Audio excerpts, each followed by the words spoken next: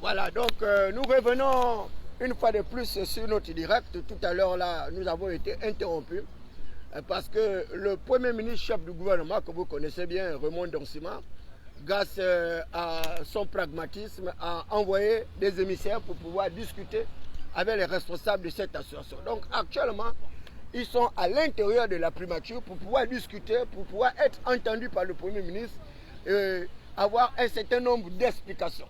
Mais il vous souviendra que la province de Langounié, et particulièrement Mbigou, a 3 sièges. Vous avez le premier, vous avez le deuxième, vous avez le troisième siège.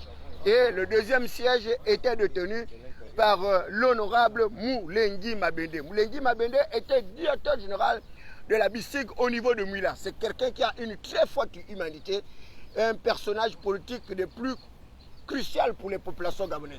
Et actuellement, il était à son 4e mandat successif à l'Assemblée nationale. Voilà, donc là, voilà, on vient de me souffler que c'était d'ailleurs le 5e. C'est pour vous dire que c'est quelqu'un qui a une très forte assise, une espèce de légitimation de pouvoir au sein de sa circonscription administrative et territoriale. Et d'ailleurs, même, voilà, même récemment, avant que les militaires ne puissent catapulter notre chambre législative, Moulengi Mabende avait déjà été brillamment élu à la majorité suprême grâce aux populations de cette circonscription administrative et territoriale. Moulengi Mabende est une personnalité politique qui est connue pour avoir été d'abord à l'ADER, l'Alliance démocratique et républicaine du job de Vung Diding. Ensuite, grâce à des manigances du Parti démocratique gabonais, il va être récupéré de l'ADER pour se retrouver au Parti démocratique gabonais. Et là, je vous dis, il est pratiquement à son 5e mandat. Même par le fait qu'il a été élu avant que les militaires n'arrivent à la prise du pouvoir, ce dernier était déjà député à l'Assemblée nationale pour un 5e mandat. Malheureusement, nous constatons pour le regretter qu'au cours de ce processus justement d'établissement, de restauration des institutions de notre pays, la chambre bicamérale de notre régime transitionnel n'a pas jugé utile justement de prendre en compte les intérêts de ces populations à travers l'élection de leur leader Moulengi Mabende. Donc actuellement, le 2e siège de la commune de Mbigou n'a pas de député. Curieusement, voilà un acteur politique le plus brillant, un acteur politique le plus solidaire à la population, un acteur politique qui a le soutien de cette population. Il gagne l'élection, les forces de défense et de sécurité mettent fin à la chambre bicamérale et curieusement, il ne se retrouve plus à l'intérieur de cette chambre bicamérale et les populations ne sont plus représentées, elles sont désarçonnées, elles ne comprennent plus grand-chose justement de cette transition. Et nous avons rappelé ce fait aux détenteurs exclusifs du pouvoir. Parce que nous avons eu des députés qui ont été battus copieusement dans nos différentes circonscriptions administratives et territoriales. Et curieusement, ces députés-là, aujourd'hui, siègent à l'Assemblée nationale. Les députés qui ont été rejetés par les populations. Et vous imaginez un député comme ça, qui a la confiance du peuple souverain, un député qui a une espèce de légitimation, de légalité du pouvoir, parce qu'il gagne les élections par la voie démocratique et ce dernier est catapulté, il n'est pas pris en compte et les populations se retrouvent sans représentants et ils apprennent d'ailleurs quelques manigances de couloirs, de couloirs dans les salons feutrés et calfeutrés que certains individus mal intentionnés voudraient d'ailleurs disséquer, voudraient justement catapulter ce siège-là parce qu'ils aimeraient satisfaire les intérêts de leur ventrologie. Pour ceux-là qui disent que les ventrologues, c'est-à-dire les budgétivores également à l'Assemblée nationale, ces ventrologues-là sans base électorale qui sont constamment battus à différentes élections et comme ils ont des courtisans, ils ont des intrigants à l'intérieur de l'appareil étatique, eh bien, ils arrivent toujours à se tirer d'affaire.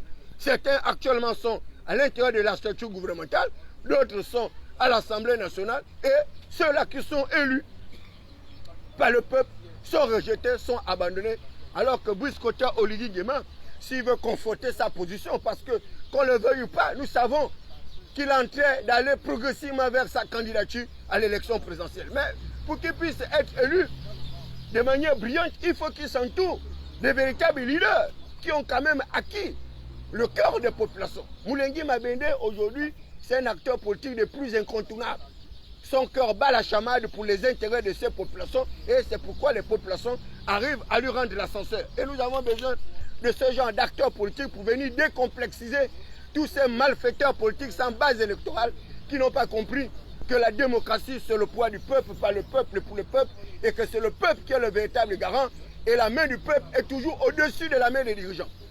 Et non le contraire, comme on veut nous faire croire que ce serait le peuple qui devra continuer à mendier auprès de ses représentants. Non, un peuple souverain ne peut pas mendier auprès de ses représentants. D'après là, nous allons aller au référendum. Eh bien, c'est ce peuple-là que vous allez appeler au référendum. Sans le peuple, les dirigeants ne sont rien, mais le peuple peut résister sans les dirigeants. Parce que vous ne le vouliez pas, lorsque nous sommes dans les démocraties représentatives, les dirigeants arrivent à avoir le mandat représentatif du peuple. Mais ce mandat est limité dans un espace territorial. Là, on parle de l'élection présidentielle où il y a une nouvelle monture. On parle d'un président qui sera élu pour une période de 7 ans. Mais une fois élu pour la période de 7 ans, mais après les 7 ans, vous faites quoi? Vous revenez encore vers le peuple. Ce même peuple-là dont on n'arrive pas à véritablement encourager, qu'on n'arrive pas à véritablement aider à avoir les fondamentaux avec succès. Et malheureusement pour vous, vous pourriez tout faire, comme disent les pédégistes, à beau chasser le naturel, il reviendra toujours au galop. Vous ne pouvez pas vous défaire du peuple, mais le peuple peut se défaire de vous. Et les batailles à venir seront rudes. Je dis bien les batailles à venir seront rudes parce que le peuple saura reconnaître les siens. Et Moulengi Mabende aujourd'hui est un acteur politique incontournable dans sa circonscription administrative et territoriale. Moi je parle de quelqu'un que j'ai connu, il était encore directeur général de la BICIG à cette époque-là. J'étais déjà au niveau de Mouila avec l'ancien ministre Mabika, ministre du Commerce, où j'allais déjà préparer les élections législatives 2 années avant. Donc, je connais bien toutes ces circonstances administratives. Je connais bien l'Angounier pour avoir sillonné, pour avoir fait le tour de l'Angounier. Je connais tous les acteurs politiques de cette Angounier. Et je vous le dis, il n'y a pas un de la trempe de Moulengi Mabende. Et il y avait d'ailleurs un autre, comme on l'appelait, un autre Moulengi, le mari de Sophie Ngouamassana, comme on l'appelait encore. Moulengi Mwele, voilà, qui était vice-président de l'Assemblée nationale. Donc, tous ces acteurs-là, je les connais. Mais l'acteur le plus brillant, malheureusement pour ces détracteurs, eh c'est Moulengi Mabende. Je voudrais donc attirer l'attention du chef de l'État, attirer l'attention des acteurs politiques étatiques sur la nécessité de préserver ce siège-là. Et vous avez bien vu sur leur signe, ils mettent bien complot politique économique ambigu. Économique parce que les populations de Mbirou, dans leurs circonscriptions administratives et territoriales, eh bien, ils ont beaucoup de richesses. Tout à l'heure, un de leurs représentants disait qu'ils ont de l'or là-bas. Ils ont jusqu'au manganèse, jusqu'au diamant. Ils ont le diamant, tout le monde connaît le diamant de l'Angounier, ça ce n'est un secret de polichinelle. Donc c'est une circonscription. Voilà, ils ont la pierre précieuse de Mbirou, la pierre de Mbirou que vous connaissez très bien, qui fait des vagues dans plusieurs pays industrialisés. Et vous avez également la forêt, avec le Kevazingo, avec le Zigo, avec tout cet ensemble de richesses qui constituent véritablement leur patrimoine culturel. Donc ces représentants sont là pour défendre leur patrimoine culturel, pour défendre leurs circonstances administratives et territoriales, mais également pour défendre ceux-là qui devront être les représentants de leurs circonstances administratives. Et je voudrais rappeler au chef de l'État que le deuxième siège de la commune de Mbirou, jusqu'à présent, n'ont pas de représentants. Ils n'ont aucun député, alors que plusieurs ont 2, voire même 3. Certains députés, d'autres sont membres du gouvernement, donc il serait souhaitable de corriger également cette inertie. Il faut également arriver à réparer ce tort-là pour permettre à ces populations également de continuer à bénéficier des faveurs justement de leur circonscription administrative et tout ça. Les Massangos sont un peuple quand même assez nombreux, un peuple particulier à travers leur rite. Le rite Bouiti que vous connaissez très bien, les Massangos sont également maîtres dans cette pratique aujourd'hui qui fait la fierté du peuple gabonais, qui fait d'ailleurs le référentiel de notre patrimoine culturel. Donc les Massangos ont besoin d'être représentés et malheureusement le seul Massango représenté à l'Assemblée nationale, c'était lui, Moulengi Mabende. Voilà, 4 mandats successifs, il était à son 5e, donc il serait souhaitable que les Massangos également puissent être pris en compte. Pourquoi pas à l'intérieur de la prochaine architecture gouvernementale, ou pourquoi pas à l'intérieur du cabinet du chef de l'État. Donc c'est une erreur qu'on pourra corriger grâce à une espèce de géopolitique rationalisée, non pas la géopolitique au rabais qui avait été catapultée par le système Bongo PDG, un système mafieux, un système sataniste et luciférien qui ne nous a pas permis justement d'amorcer le processus de développement avec succès. Je suis Thierry Sam David Mbirakouma, le minotaure de la baie de cochon, la voix des voix, soit voir la cristallisation des aspirations légitimes du peuple souverain, garant de la légitimité populaire. Ici, nous sommes du côté de la primature.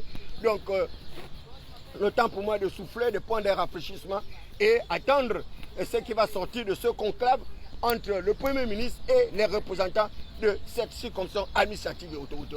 Merci de votre bien aimable attention. Nous allons une fois de lui relire voilà, complot politique, économique, ambigu, deuxième siège. Nous défendons l'intégrité de notre siège et nous nous opposons à toute disparition ou à un quelconque rattachement à d'autres sièges ou département de l'Angounié Sud. Nous restons Wano, Ivinji avec les villages tels que vous voyez, Isala, Kanda, Mayani, Kongi, Mangi, Wano, Ndindi, Ndingi, Imeno, Ndinga et Imeno Mbila. Voilà. Il faut fermer le bus, hein. Donc, il faut fermer le bus. Voilà, donc ils ont été appelés, ils vont aller en conclave. Voilà, en conclave auprès du Premier ministre, chef du gouvernement, Raymond Dorsima, un véritable patriote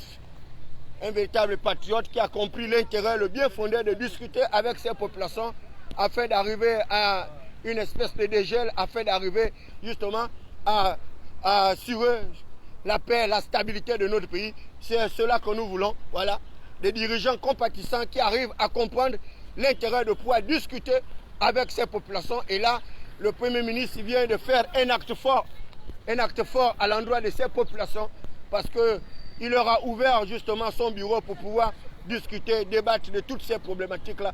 Donc nous voulons une fois de plus remercier le Premier ministre, chef du gouvernement, Raymond Dorsima, pour cette initiative salutaire de pouvoir discuter avec ces populations. C'est également une première. Le plus souvent, certains arrivent à repousser ces populations. Or là, le Premier ministre ne l'a pas fait. Mais bien au contraire, il a tenu à discuter avec eux. Il a discuté déjà avec les représentants qui sont là-bas. Et là, il a fait appel également à certains qui sont restés à l'extérieur pour pouvoir les entretenir sur les préoccupations qui sont les leurs. Et tout à l'heure, là,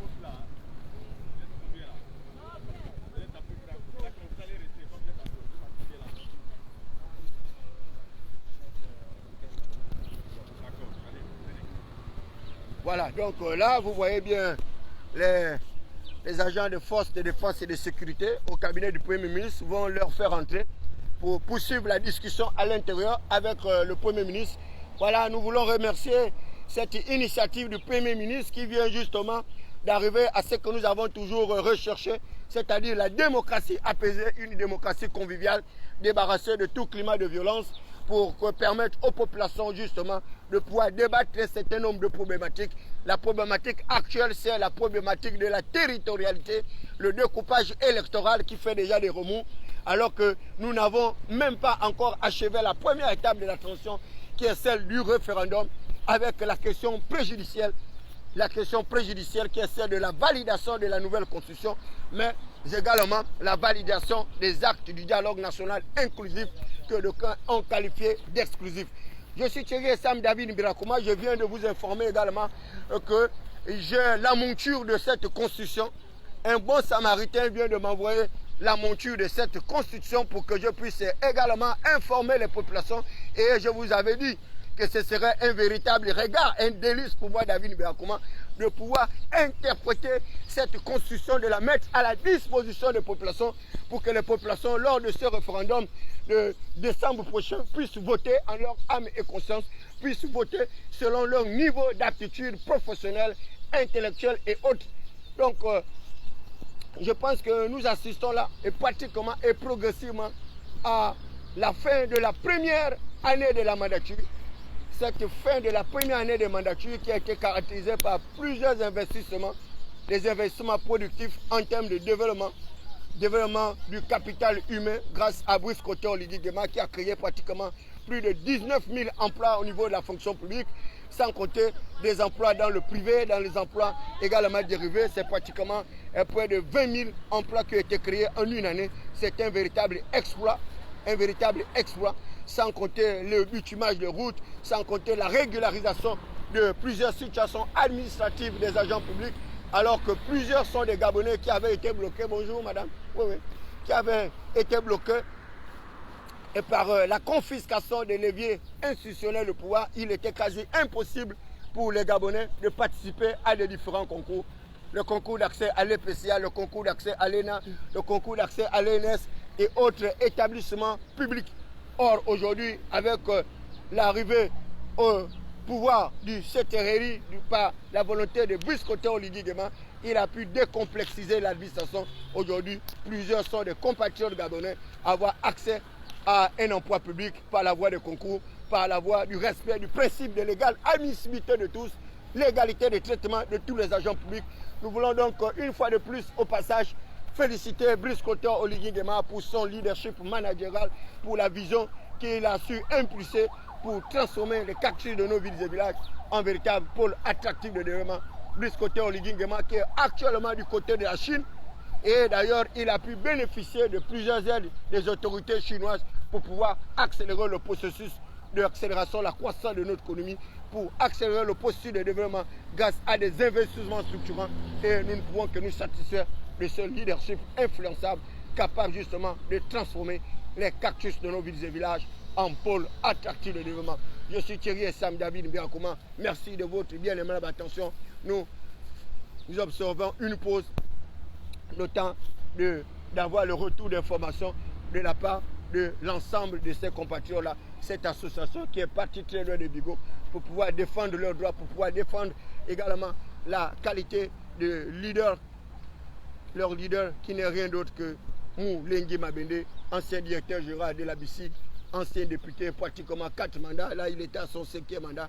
Voilà le genre de leader que nous voulons, des leaders qui soient capables d'impulser cette dynamique réformatrice de nos mentalités, les dirigeants qui arrivent à être en osmose avec les populations, arrivent à faire corps et âme, parce que le cœur de ce compatriote-là a toujours battu la chamade par rapport à leurs préoccupations majeures. Merci de votre bien aimable attention. Le temps pour moi de souffler, de prendre un rafraîchissement. Ouais, papa.